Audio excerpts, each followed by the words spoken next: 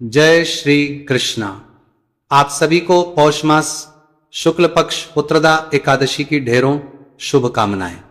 प्रिय दर्शकों, आज के इस वीडियो में हम विशेष रूप से बात करेंगे पुत्रदा एकादशी के विषय में। बड़ी एकादशी पौष मास की एकादशी होती है, तो बात करेंगे कि ये एकादशी इस वर्ष 2025 में दिसंबर में कब पड़ने वाली है, इसका व्रत कैसे करना चाहिए, पुत्रदा एकादशी की महिमा क्या है और क्यों ये पुत्र देने वाली है, क्या इसका व्रत करने से संतान की प्राप्ति होती है या नहीं होती है, और अगर होती है तो हमें किस प्रकार से इसका पूजन करना चाहिए। पुत्र प्राप्ति के लिए, संतान प्राप्ति के लिए, उत्तम फल के लिए हमें क्या नियम पालन करने चाहिए, किस विधि से व्रत करना चाहिए और किस विधि से हमें भगवान का पूजन करना चाहिए, भगवान के किस स्वरूप का पूजन करना चाहिए, शुभ मुहूर्त क्या रहेगा, साथ ही बताएंगे कि पारण का विधान क्या है, पारण हमें कब करना चाहिए, पारण महत्वपूर्ण होता है। शास्त्र कहते हैं कि जब आप एकादशी के व्रत का पारण नहीं करते हैं तो आपको केवल पुण्य फल के रूप में 30% फल ही प्राप्त होता है, 70% फल आपका व्यर्थ चला जाता है। इसीलिए पारण महत्वपूर्ण होता है, पारण अवश्य ही करना चाहिए। तो कब करना है, क्या विधि है, क्या नियम है, इस प्रकार से संपूर्ण जानकारी आने वाली पुत्रदा एकादशी के विषय में आपको प्रदान की जाएगी। इसकी डेट को लेकर बड़ा असमंजस है, क्योंकि एकादशी तिथि का क्षय हो रहा है।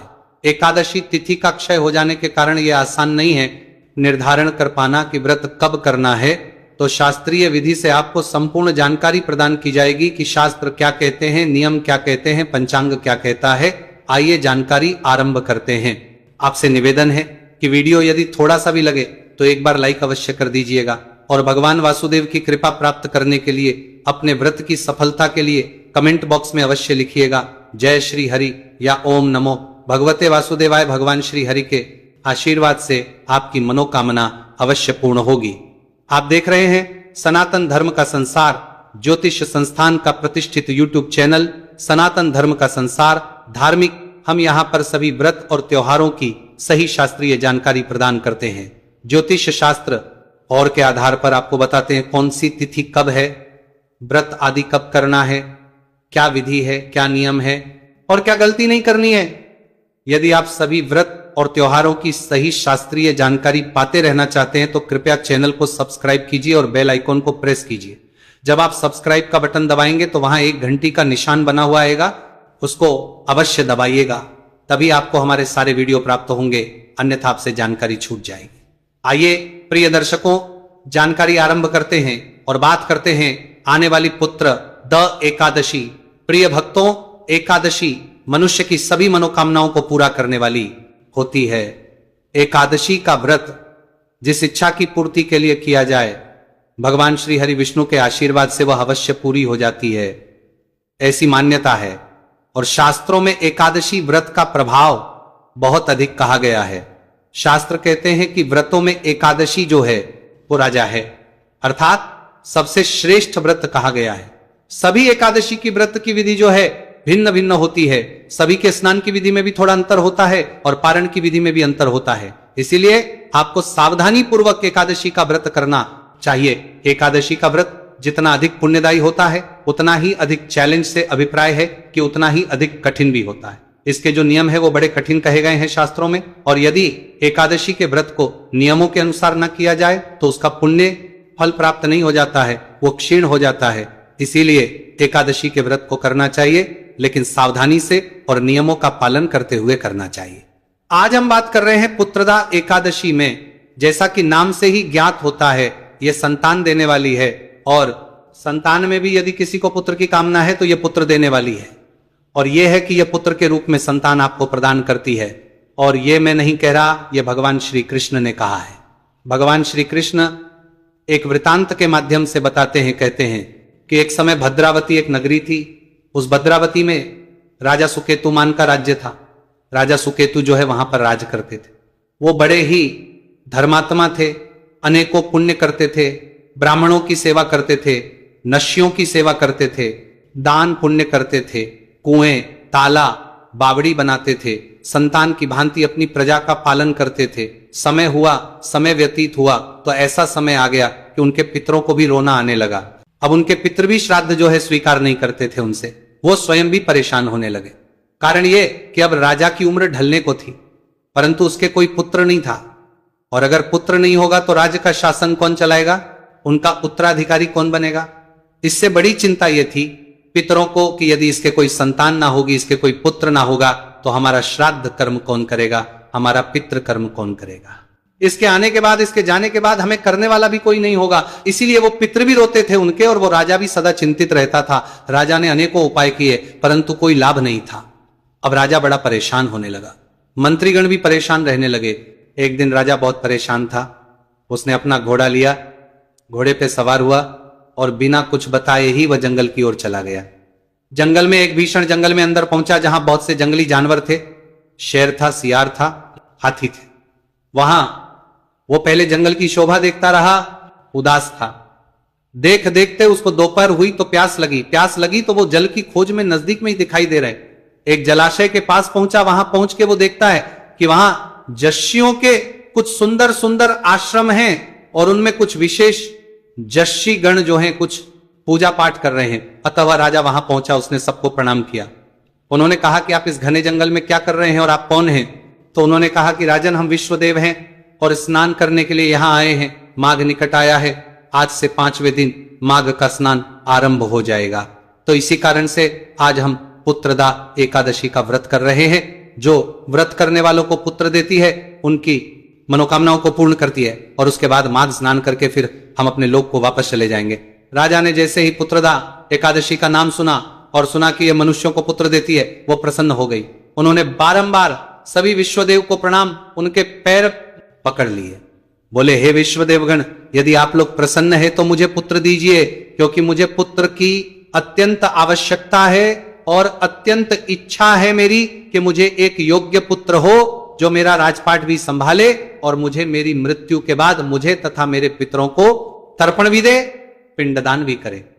सभी विश्वदेवों ने कहा कि हे राजन, तुम चिंतित क्यों होते हो, अवश्य ही तुम्हें संतान की प्राप्ति होगी। आज ही पुत्रदा एकादशी है, आज इसका हमारी बताई हुई विधि से व्रत करो और कल इसका पारण करना, इससे तुम्हें संतान निश्चित रूप से पुत्र के रूप में प्राप्त होगी। राजकृष्ण कहते हैं कि इस प्रकार उन मुनियों के कहने से राजा ने उस उत्तम व्रत का पालन किया और महर्षियों के उपदेश के अनुसार ही विधि पूर्वक पुत्रदा एकादशी का अनुष्ठान किया। फिर द्वादशी को पारण करके मुनियों के चरणों में बारंबार मस्तक झुका। राजा अपने घर को लौट आया। प्रभु की कृपा से रानी ने गर्भ धारण किया। प्रसव काल आने पर पुण्य कर्मा राजा को तेजस्वी पुत्र की प्राप्ति हुई, जिसने को गुणों से पिता को संतुष्ट किया। वह प्रजा का पालक था और महान संतान के रूप में, महान राजा के रूप में स्थापित हुआ। तो भगवान कृष्ण कहते हैं कि जो कोई पुत्रदा एकादशी का व्रत पुत्र की इच्छा से संकल्प करके करता है, उसे पुत्र की प्राप्ति अवश्य होती है। इसलिए प्रिय भक्तों, ये एकादशी संतान देने वाली है, पुत्र देने वाली है। तो आप में से जो भी भक्तगणों इस एकादशी का व्रत संतान की प्राप्ति के लिए या पुत्र की प्राप्ति के लिए कर रहे हैं, ना वो अंत तक ध्यान दीजिएगा, क्योंकि इसमें कैसे आपको व्रत करना है और क्या है जिनको आपको अवश्य अर्पित करना है, भगवान को वह आपको आगे बताएंगे। जब पूजा हम आरंभ करेंगे तो ये हो गया इस एकादशी का महत्व, कि क्यों महत्वपूर्ण है एकादशी और क्या इसका आधार है कि ये पुत्र देने वाली है, क्यों इसका व्रत करना चाहिए, ये भगवान श्री कृष्ण ने कहा है।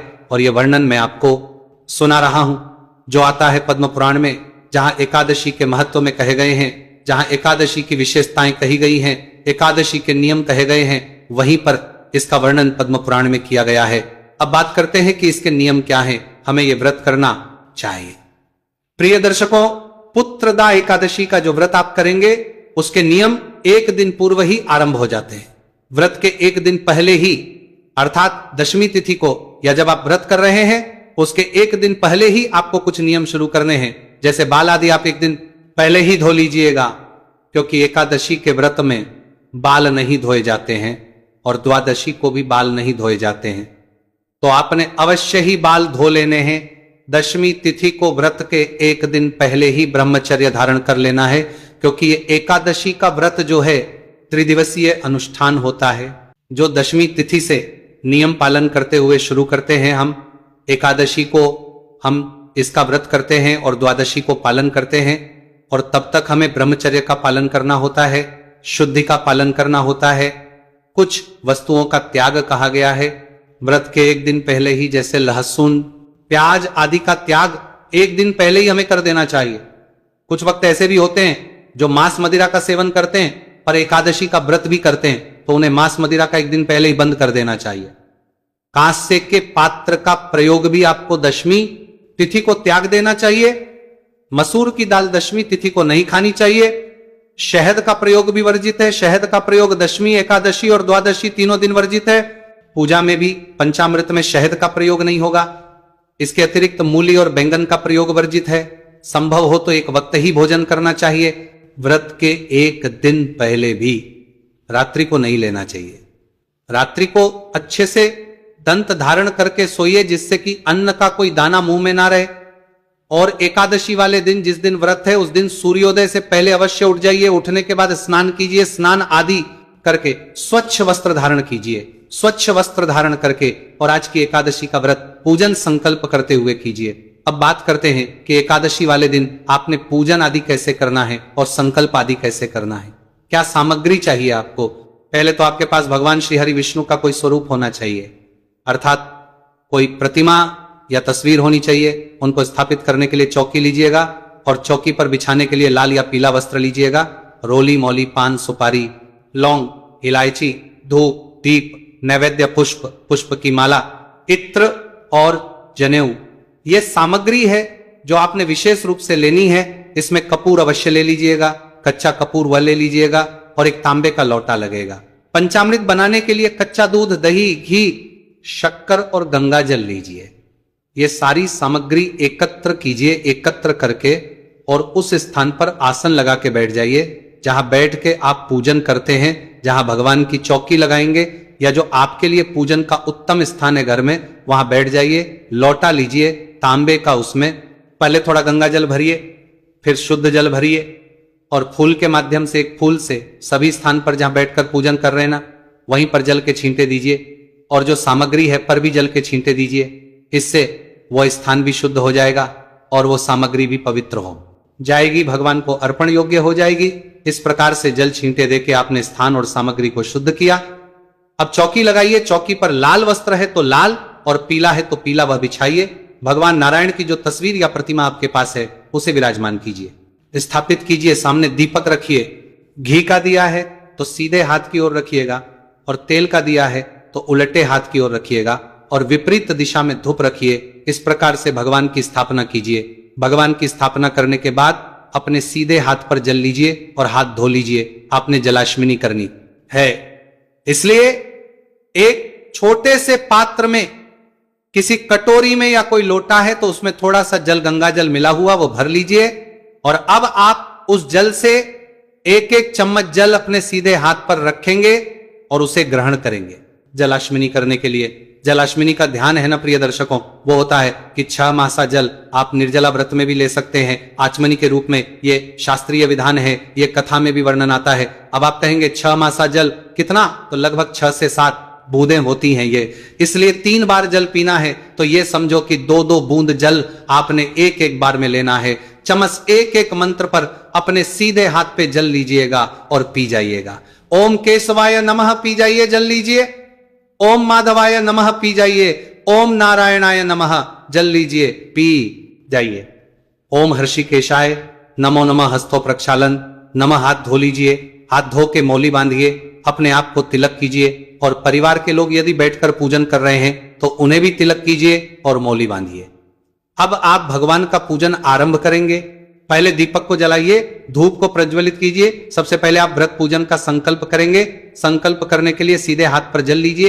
1 रुपए का सिक्का दक्षिणा के रूप में कम से कम रखिए, अधिक जो भी रखना चाहे वहां रख सकते हैं। और 3 बार बोलिए ओम श्री विष्णु, ओम श्री विष्णु, ओम श्री विष्णु। अपना नाम, अपना गोत्र, जिस स्थान पर बैठकर संकल्प कर रहे हैं वहां का मकान नंबर, क्षेत्र का नाम, शहर का नाम, शुक्ल पक्ष, एकादशी, पुण्यतिथि, पुत्र, रत्न प्राप्ताय, सुख संपत्ति प्राप्ताय, उत्तम स्वास्थ्य कामना अर्थाय, भगवान श्री हरि विष्णु पुत्र एकादशी व्रत पूजन कथा श्रवण बोलिए 100 और यह संकल्प भगवान के चरणों में अर्पित कर दीजिए। आपने संकल्प किया है कि आप ये जो एकादशी का व्रत है ये पुत्र की प्राप्ति के लिए, अच्छे स्वास्थ्य के लिए, धन संपत्ति और सुखी जीवन की प्राप्ति के लिए कर रहे हैं। इसमें से जो आप नहीं चाहते हैं वह ना भूलिएगा, बाकी सब खो दीजिएगा। संकल्प करने के बाद अब आप भगवान का पूजन करेंगे, तो पूजन करने के लिए उनके सामने जो आपने तस्वीर रखी होगी तो उनके सामने एक कटोरी रख दीजिए, उसमें आप पूजा की सामग्री अर्पित करते जाइएगा।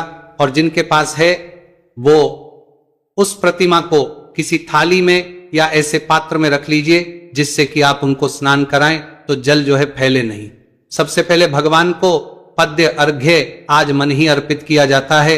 एक एक चम्मच जल एक एक मंत्र पर अर्पित कीजिएगा भगवान के सामने रखी कटोरी में। और जो प्रतिमा पर पूजन कर रहे हैं वो जैसे जैसे हम बताते जाएं वैसे करते जाइएगा। क्षारोद एकादशी व्रत पूजन अंतर्गत श्री हरि विष्णु पद के रूप में 1 चम्मच जल अर्पित कीजिए। जो प्रतिमा पर पूजन कर रहे हैं वो भगवान के पद प्रक्षालन, पैरों को धोइए इस जल से। अब भगवान को अर्घ्य देंगे। तो जो प्रतिमा का पूजन कर रहे हैं वो शंख में जल भरिएगा, उससे अर्घ्य दीजिएगा। जो तस्वीर का पूजन कर रहे हैं वो 1 चम्मच जल लेके भगवान को सामने रखे पात्र में छोड़ दीजिएगा। भगवान को के रूप में जल अर्पित करेंगे। 1 चम्मच जल लीजिएगा और भगवान को अर्पित कीजिएगा। स्नान कराएंगे, जो तस्वीर पर पूजन कर रहे हैं वो 1 चम्मच जल लेके सामने रखे पात्र में छोड़िएगा या फूल से तस्वीर को छींटे दीजिएगा जल के। और जो प्रतिमा का पूजन कर रहे हैं वो भगवान को नहलाइए, शंख में जल भर के उससे नहलाइए भगवान को। पंचामृत बनाइए, कच्चा दूध, दही, घी, शक्कर और गंगाजल मिला के उसको फूल पर लगा लीजिए और तस्वीर के सामने अर्पित कीजिएगा। जो प्रतिमा पर पूजन कर रहे हैं वो पंचामृत से अच्छे से भगवान को अब फिर से शुद्ध जल से स्नान कराएंगे। तो तस्वीर को शुद्ध जल से छींटे दीजिए फूल के माध्यम से और बाकी लोग प्रतिमा को नहलाइए शुद्ध जल से अच्छे से। इस प्रकार से मंत्र बोलते जाइए, अच्छे से नहला दीजिए भगवान को। नहला के वस्त्र अर्पित करते हैं तो वस्त्र में मौली का एक टुकड़ा तोड़िए और वहां अर्पित कीजिए। जो प्रतिमा का पूजन कर रहे थे वो अब प्रतिमा को थाली आदि से निकाल लीजिए और अपने स्थान पर विराजमान कीजिए। वहां वस्त्र अर्पित कीजिएगा। वस्त्र के बाद भगवान को जनेऊ अर्पित की जाती है, तो जनेऊ को रोली कुमकुम आदि से तिलक कर लीजिएगा। इत्र समर्पित करेंगे, इत्र को फूल पर लगा लीजिएगा और भगवान को अर्पित कर दीजिएगा। भगवान को अब तिलक करेंगे, कुमारी से तिलक कीजिएगा। तिलकम तिलक कीजिए, तिलक करके पुष्प अर्पित करेंगे, पुष्प अर्पित कीजिए। और फूलों की माला है आपके पास तो माला पहनाइए। भगवान को पुष्प अर्पित करने के बाद धूप दिखाएंगे और दीप दिखाएंगे। ओम धूप धूप दीप दिखा के नैवेद्य अर्पित करेंगे। नैवेद्य क्या होता है? आपके पास कोई फल है तो फल, मिठाई है तो मिठाई, अन्यथा मिश्री या बताशा भी अर्पित कर सकते हैं। जलाश्मिनी कराइए। जलाश्मिनी के रूप में 1 चम्मच जल लीजिए, भगवान को अर्पित कर दीजिए। जलाश्मिनी कराने के बाद तांबुल लीजिए, पान का पत्ता लीजिए, उस पे 2 लौंग, 2 इलायची, 1 सुपारी और थोड़ा सा कपूर रखिए। इससे पहले कभी मैंने तांबुल में कपूर एक ही बार रखवाया है, मैं हमेशा नहीं रख पाता हूं। इस एकादशी पर रखना है। उसको अपने हाथ में लीजिए, दोनों हाथों में दूसरा हाथ नीचे लगा लीजिए। भगवान से प्रार्थना कीजिए कि हे प्रभु, यह एकादशी का व्रत हम संतान की प्राप्ति के लिए कर रहे हैं। हे जनार्दन, यह तांबुल हम आपको मुखमोजन अर्थ के लिए अर्पित करते हैं और प्रार्थना इस तांबुल को स्वीकार करें तथा हमें संतान के रूप में पुत्र रत्न प्रदान करें। इस प्रकार से वह तांबुल भगवान के चरणों में अर्पित कर दीजिए। और इसके बाद जब हम विसर्जन करेंगे तो भी मैं इसमें विशेष एक विधि बताता हूं पुत्र प्राप्ति के लिए, पुत्रदा एकादशी के लिए। तो हमारा जो पारण का वीडियो होगा ना, उसको अवश्य देखिएगा कि इसका पारण कैसे करना है, विसर्जन कैसे करना है। जो भी दक्षिण अर्पित करना चाहते हैं भगवान को, वह दक्षिणा चढ़ाइए, हाथ जोड़कर नमस्कार कीजिए और फिर आप पुत्रदा एकादशी की कथा सुनिए बैठ के। साथ में विष्णु अवश्य सुनिएगा। दोनों ही पाठ आपको एक ही वीडियो में हम अपने चैनल पर अपलोड कर देंगे, उसका लाभ लीजिएगा। आरती उसके बाद की जाती है, तो आरती भी हम उसी में वीडियो में आपको गाएंगे, तो आरती कीजिएगा। भगवान की कपूर से इस दिन आरती कीजिएगा। आरती करने के बाद विधि विधान से दिन को व्यतीत कीजिए, शांतचित्त होते हुए। किसी का बुरा नहीं करिए, किसी की चुगली नहीं करिए, बैर भाव ना रखिए, किसी का अहित ना करिए और बिना कारण के क्रोध ना करिए। सायंकाल को कीर्तन की बड़ी महिमा है, कीर्तन कीजिए। आसपास अगर कीर्तन ना, तो हम आपके लिए एक वीडियो अपलोड करते हैं जिसमें वो पाठ होते हैं जो कीर्तन का फल प्राप्ति में सहायता करते हैं। भगवान नारायण ने कहा है कि यदि आप वाद्य यंत्रों द्वारा, नृत्य द्वारा या गायन द्वारा कीर्तन नहीं कर सकते तो ये पाठ है, इनके द्वारा आपको कीर्तन का फल प्राप्त करना चाहिए। इसीलिए हमने आपको वीडियो बनाया है जिसमें वो पाठ होते हैं, उनको सुनेंगे तो उससे आपको कीर्तन का फल मिलेगा। रात्रि जागरण की बड़ी महिमा है। अधिक ना कर पाए तो 2 बजे तक तो करें ही करें। रात्रि जागरण भी कुछ पाठ स्त्रोत सुनते हुए करना चाहिए। तो वही वीडियो, उसमें जो 4 पाठ हैं उनमें से 2 पाठ आपको रात्रि जागरण के लिए भी उपयोगी हैं, उनका श्रवण कीजिए रात्रि जागरण में और इस प्रकार से रात्रि जागरण कीजिए। अगले दिन सुबह उठ के और फिर व्रत का पारण करेंगे। पारण कैसे करना है, विधि नियम आदि मैं आपको पारण के वीडियो में बता दूंगा। अब बात आती है कि ये व्रत करना कब है, क्योंकि एकादशी तिथि का क्षय हो गया है और इसीलिए सही तारीख का निर्णय कोई कर नहीं पा रहा है। तो पंचांग क्या कहते हैं और शास्त्रीय नियम क्या कहते हैं, ये मैं आपको एक बार समझा देता हूं, उसके आधार पर हम निर्णय करेंगे। प्रिय दर्शकों, ये पौष मास के शुक्ल पक्ष की पुत्रदा एकादशी तिथि की शुरुआत हो रही है 30 तारीख को सुबह 7:00 पर और ये 31 तारीख को समाप्त हो जाएगी सुबह 5 बजे, अर्थात सूर्योदय से पहले ही समाप्त हो जाएगी। ऐसे में सूर्योदय के अनुसार तो एकादशी दोनों ही दिन नहीं है। 30 तारीख को सुबह 7:51 पर आरंभ होगी। बहुत सारे लोगों ने इसे 30 तारीख को कह रखा है और गूगल पर भी बहुत सारे लोगों ने इसे 30 तारीख को लगाया है, वो बिल्कुल गलत। भूल के भी 30 तारीख को यह व्रत ना कीजिएगा। अभी तक जो गूगल बता रहा है वो गलत बता रहा है, क्योंकि शास्त्र कहते हैं कि 10वीं वेधा अगर आपने व्रत किया तो नरकगामी होते हैं। और मैं ये एक अपने आधार पर नहीं, 4-4, 6-6 पुराणों के आधार पर बता रहा हूं। मैंने पहले भी पुराणों के आपके लिए वीडियो बनाए हैं जिनमें वर्णन आता है एकादशी के विषय में। सीधा सीधा लिखा है कि अगर कोई 10वीं वेधा एकादशी करता है तो वह नरकगामी ही होता है। और इसके विषय में वर्णन अनेकों पुराणों में है। विष्णु पुराण आप सुनेंगे वहां पर है, आप भविष्य पुराण सुनेंगे वहां पर है। नारद पुराण में तो इतना लिखा हुआ है कि यदि कोई आके कहे कि स्वयं ब्रह्मदेव ने कहा है कि 10वीं वेधा करो तो उसको भी अनुचित मानना चाहिए। ब्रह्मा की बात पे टाल दीजिए। और सच यह है कि आपको 10वीं वेधा एकादशी कभी भी नहीं करनी चाहिए। और अगर आप 30 को करते हैं तो यह 10वीं वेधा होगी, क्योंकि सूर्य का उदय तिथि में हो रहा है। इस दिन सूर्योदय हो रहा है 7:18 पर। एकादशी आ रही है 7:51।